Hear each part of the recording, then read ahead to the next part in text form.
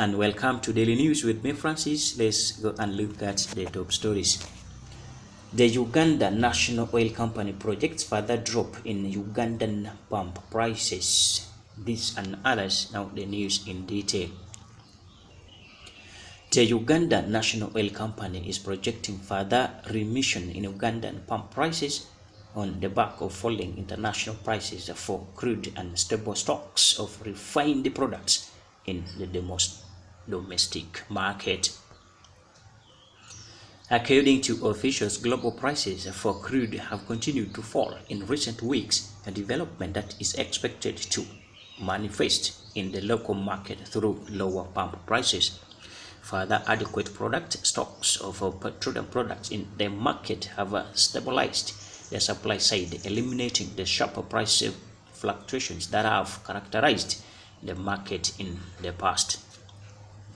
Analysis by a Ugandan National Oil Company show a 6.6% reduction during the second half of 2024, with the pump price for petrol falling from shillings 5,300 in July 2024 to shillings 4,950 at the end of December, that is 2024. Across the country, prices averaged the shillings 4,857 for petrol and 4,608 for diesel in January, that is 2025. For the first time, pump prices in Uganda are either lower or at par with Kenya, a transit country for Uganda's oil imports, according to the Kenya Energy and Petroleum tariff for the month running from April 15th, that is 2024, to May 14th, 2024. The pump price for petrol in Nairobi is set at Kenya shillings 174.63, which is equivalent to shillings 4,977.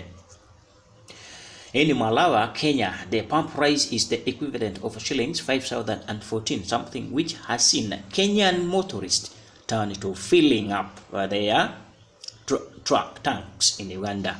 According to the United States Energy Information Administration, price for Brent crude fell 14% from April 2nd to $66 per barrel on April 7th after President Trump announced a retaliatory tariff across the board, causing significant volatility in the market.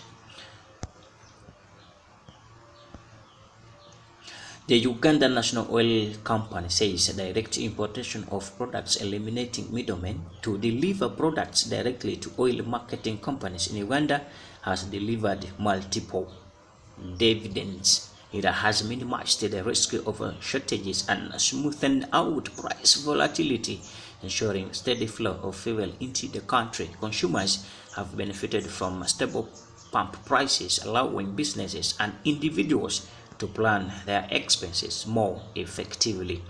At the marketer level, it has created a level playing field, especially for small Ugandan retailers who previously depended on their competitors to get stock. Meanwhile, for the local banking sector, payments for petroleum products purchases from the Uganda National Oil Company through the Ugandan banking system rather than Kenyan financial institution has shored up their stocks of dollars, adding another layer of stability to the exchange rate. The Ugandan National Oil Company has granted the mandate to be the sole importer of petroleum products in Uganda in November, that is 2023, promising reductions in pump prices, security of supply, and revenue generation to reduce the burden on the national treasury. This followed a separate agreement under which Barina-based Vato would team up with the Uganda National Oil Company to exclusively handle importation of all of Uganda's petroleum products. The deal aimed to lower fuel prices by eliminating the old system under which Uganda relied on Kenya-based private outfits to source petroleum products.